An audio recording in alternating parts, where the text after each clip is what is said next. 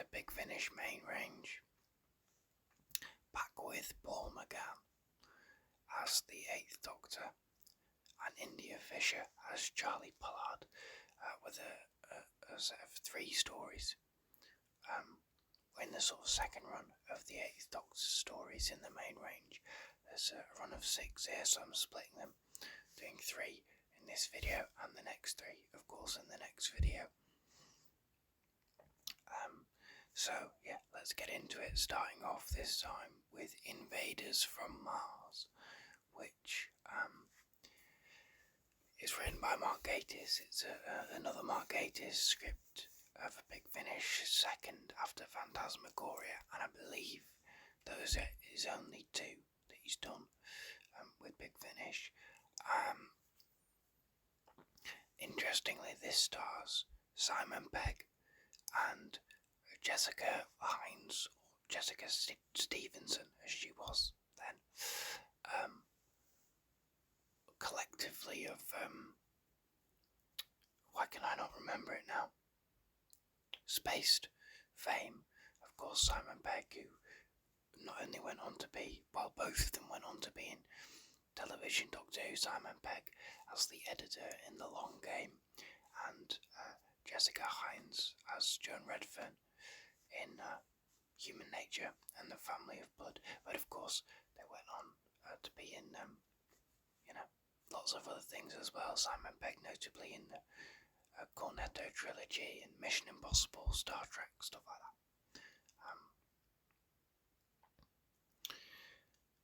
But yeah, so this story is set in 30s New York. When is it set exactly? 1938, and it's a story about the Orson Welles War of the Worlds radio broadcast of 1930. I believe it's 1938. That's when the story's set. I have no reason to assume it's not then, but very famously, Orson Welles was part of a radio show production of H.G. Wells' The War of the Worlds, which broadcast across America, and some people did not know that it was a drama. They thought it was real at the time, and in a sort of precursor to stuff like Ghost Watch and sort of Blair Witch, I suppose, in the stuff that kind of fools you into thinking it's real and it's not real. But of course, the Doctor Who version of that story is, well, what if on the night of that broadcast, when lots of people thought that they were being invaded by aliens, what if they actually were being invaded by aliens? But there's also this, it's not really about that. There's a plot of this mafia and this missing Russian scientist. Jessica Hines is doing this American accent. Of course, Simon Pegg's this like mafia boss with a butchered nose or something. It's odd. It's an odd story, and not really. To me, it's not the interesting way of telling that. The story of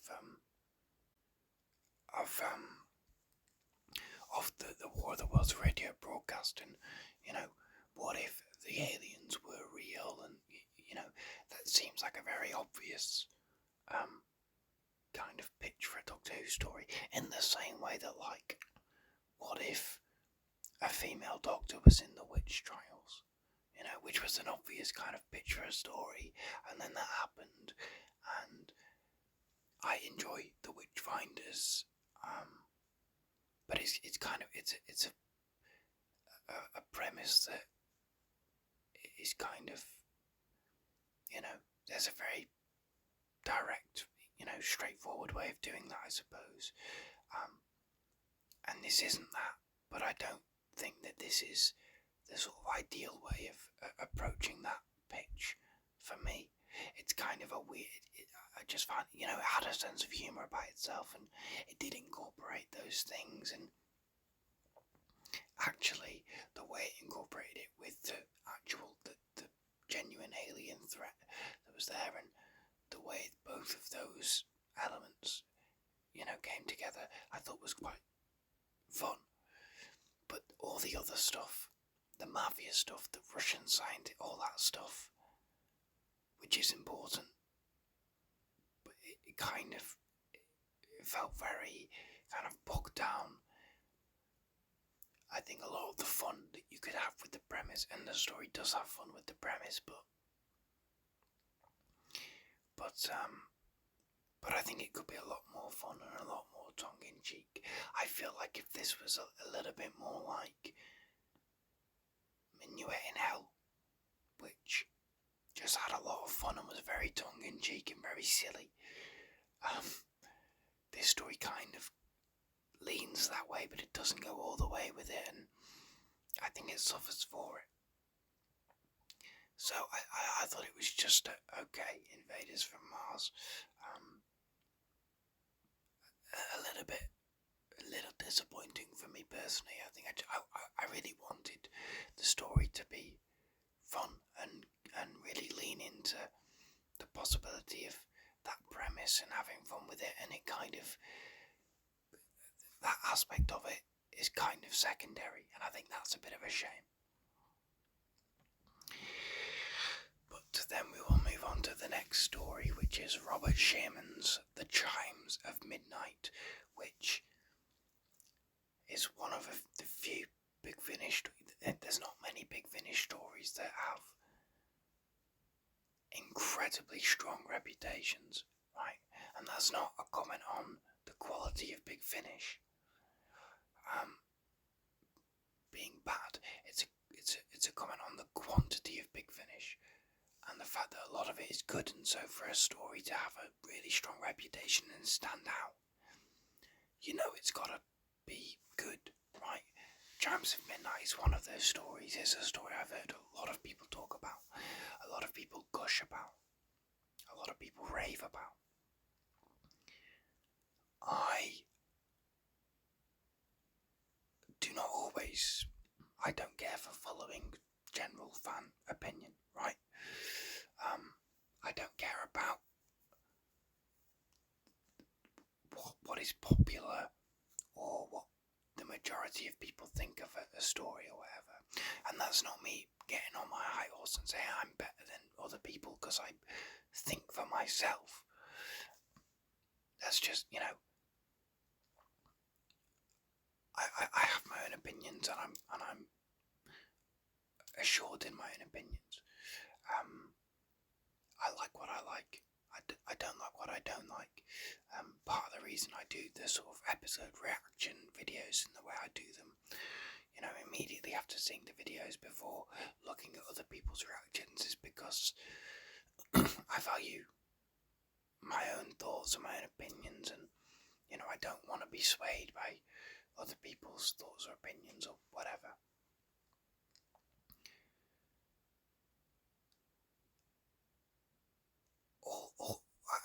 All that to say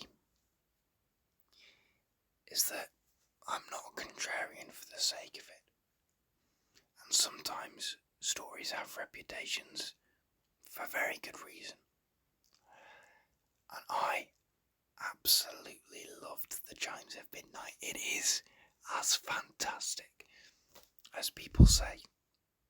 It is so clever, so funny. It's got the Robert Shearman wit, but the darkness as well. It's a really creepy story, really unsettling, but really clever. I think it's fantastic. It immediately jumped up to the top of my rankings, which, by the way, I have been keeping a ranking of the main range as I've been going through it. I think I'm going to do a ranking video when I hit 50, and I'm going to rank the first 50, and I will do the sort of preference ranking system I did for the modern new episode ranking I did around the time of the 60th. But I have also been keeping a sort of immediate thoughts, kind of gut feeling ranking as I've been going through and just placing things in where it feels right. And this went straight to the top.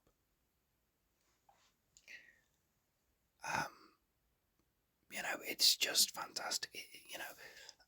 I'm going to join the chorus of voices saying that, it's one of the best Big Finish stories.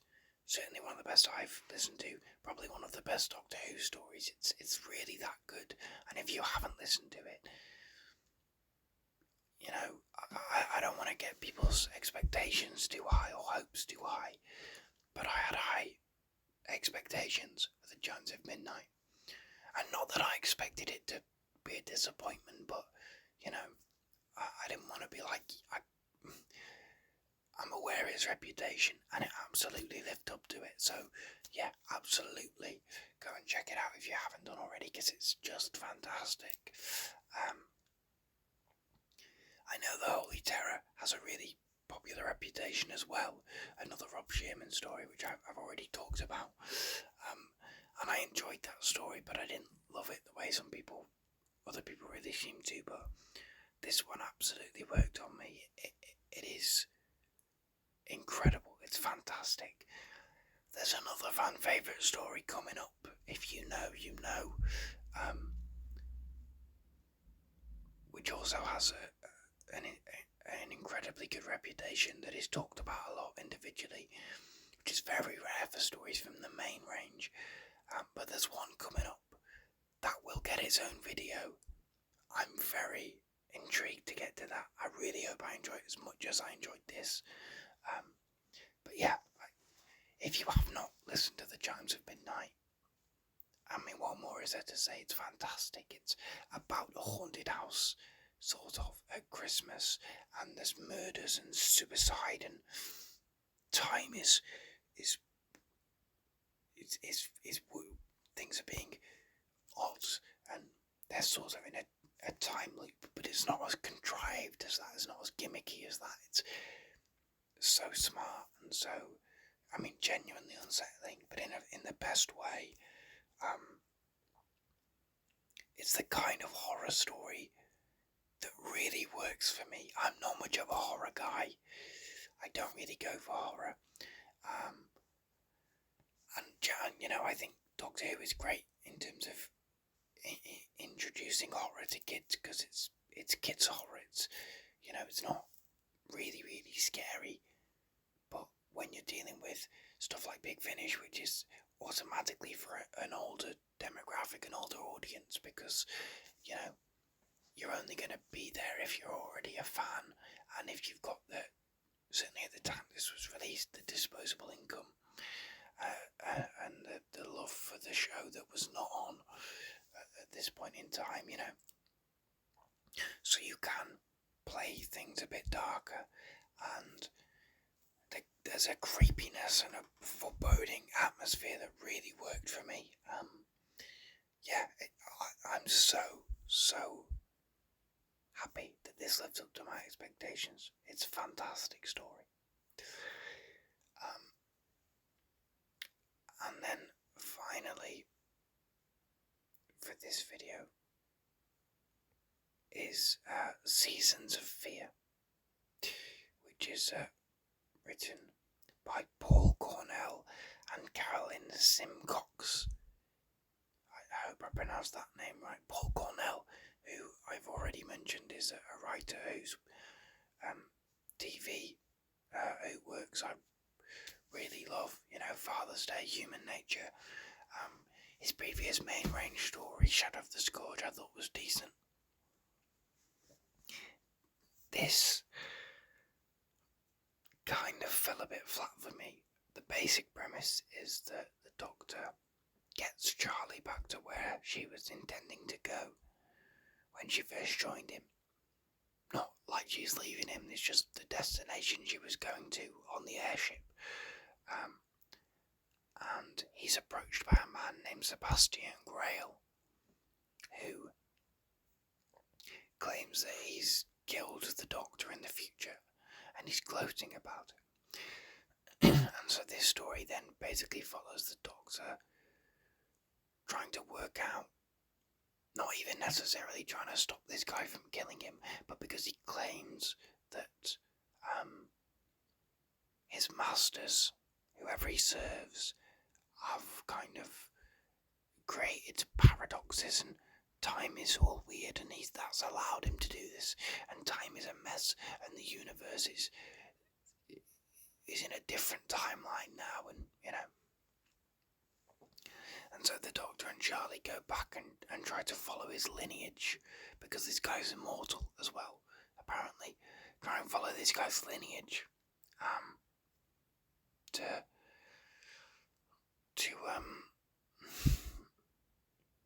to find out when he first made contact with his masters, his alien masters, and when he first became immortal, and how they've messed up the timeline. And so they go to a few different points in time and have a couple different confrontations with him, and then of course at the cliffhanger to part 3 his alien masters are revealed. If you don't know who they are, you're probably thinking, is it the Daleks? Is it one of the other obvious ones? No, it's not one of the obvious ones. It's one of the very odd ones. I didn't think the reveal of the species they were was particularly great. It is seeded well, I will say that. And when you think about, oh yeah, this detail and this detail from earlier, that kind of makes sense. And it seeds it. The villain, the Sebastian Grell character, who is voiced by he's played by Stephen Perring, is a fun villain. But I just felt that, I don't know, my listening to this one was kind of broken up a little bit as well. Not too much, but there was a few more gaps in between parts than I normally have when I'm listening to these. And so that kind of might have affected the sort of rhythm and the flow of the story and the pace of it, but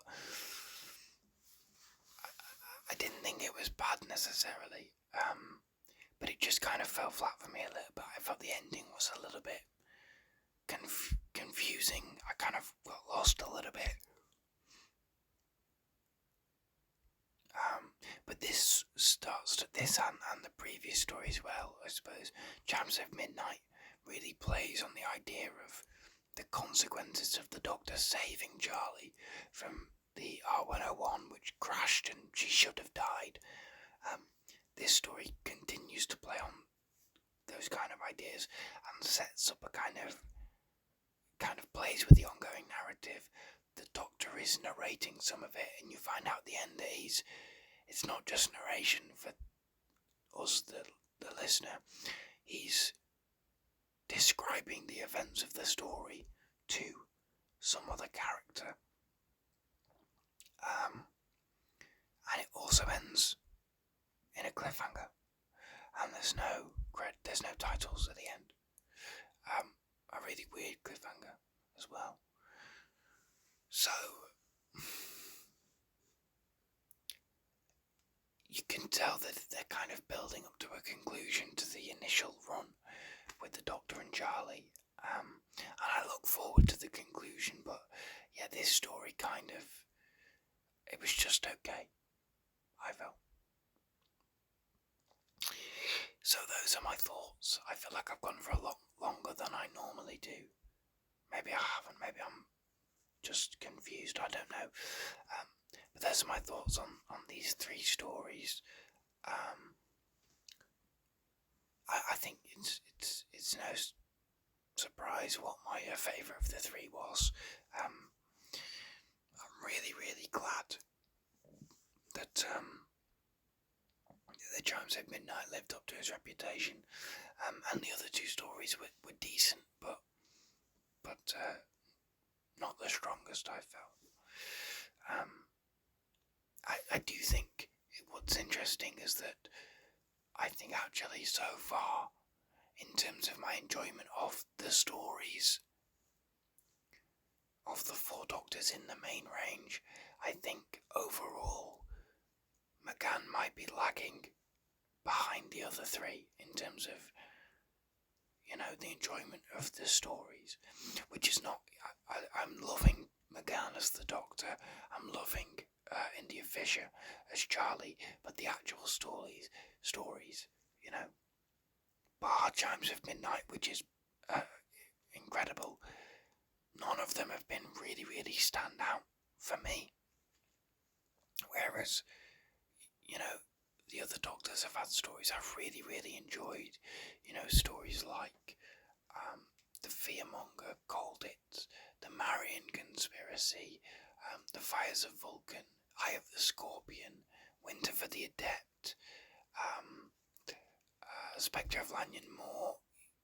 Really, really strong stories for all three of the other Doctors.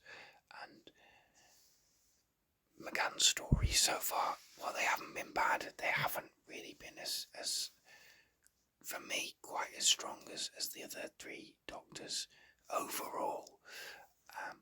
But then, Chimes of Midnight comes along and kind of pulls the overall average kind of a fair way up.